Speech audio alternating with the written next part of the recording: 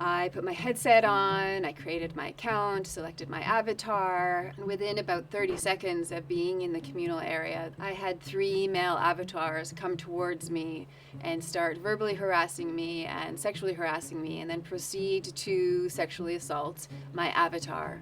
I asked them to stop, they refused to, and then a 4th avatar came to take photos. In 2021, researcher Nina Patel published a blog post detailing her experience of sexual harassment in the metaverse. Since then, she says she's received death threats and hateful messages. They were relentless in following me and were very quick to stay very close to my avatar to be able to, continue the verbal and sexual harassment. Hate and harassment can be traumatizing for many victims online. But what happens when harassment follows you to the metaverse, an online world where the lines between the virtual world and the offline world are meant to be blurred?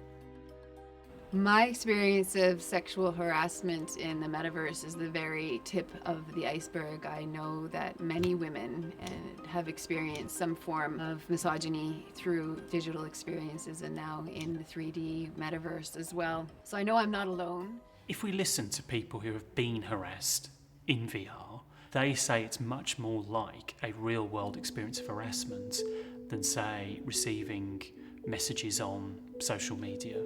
And they say that's because it's much more immediate. Someone's very, very close to you. It feels like a violation of your personal space.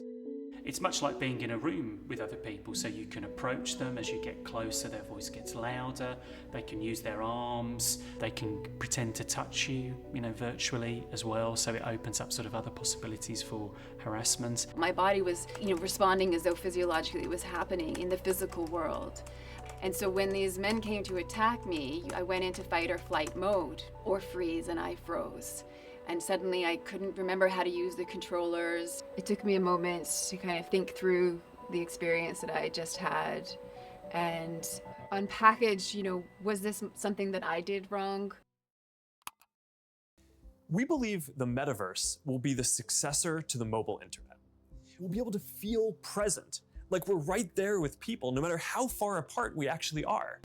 There are many metaverse platforms developed by various tech giants. In recent years, billions of dollars have been poured into the metaverse by companies such as Facebook, which even went so far as to rebrand its parent company Meta.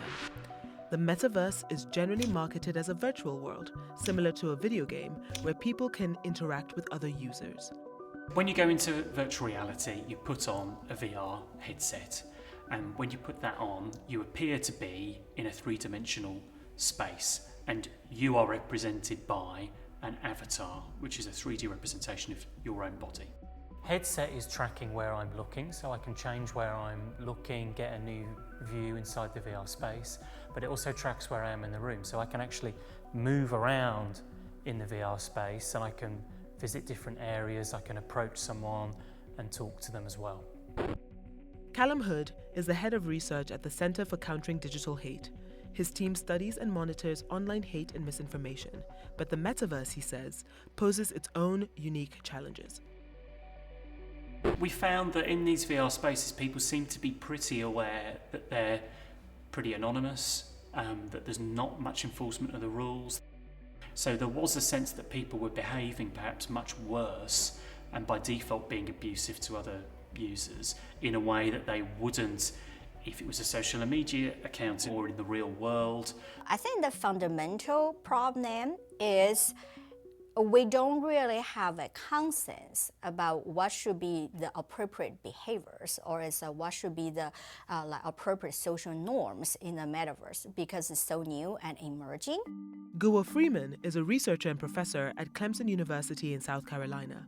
Freeman and her team study how people behave in the metaverse and other computing technologies. There are real people there, so you need to treat them how you would a real person. Women and other marginalized populations, they do have a higher risk in terms of harassment in social VR and the future metaverse.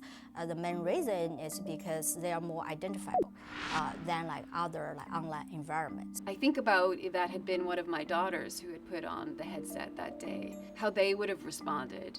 Young users are very common in these VR spaces, but when it comes to young girls in particular, they're often targeted with a sort of virtual harassment, purely because people recognise their voice as female. Preventing the kind of hate and harassment Nina experienced, which the CCDH has witnessed happen to children and other marginalized groups as well, will likely be more challenging than regulating traditional social media, according to Hood. After I shared my story, they implemented safety bubbles, which are set on as default.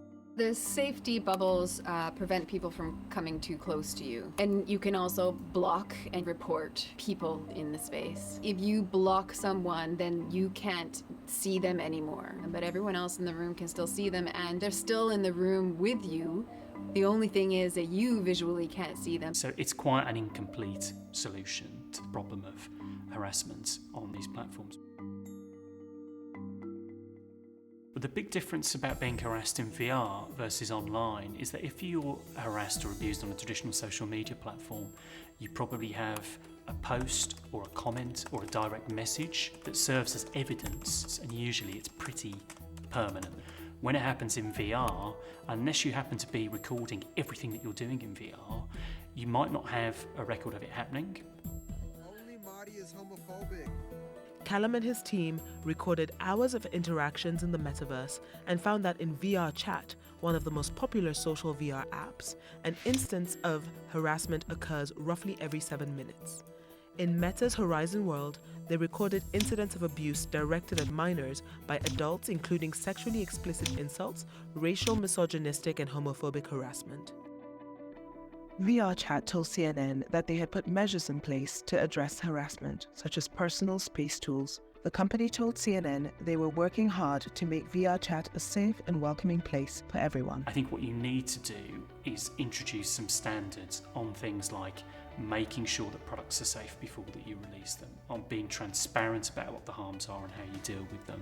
And we have an opportunity today in 2023 to shape this new technology system differently so that it's not yet another technology or system that silences women and objectifies their bodies, but becomes a technology that's fit for purpose and does more good than it does damage.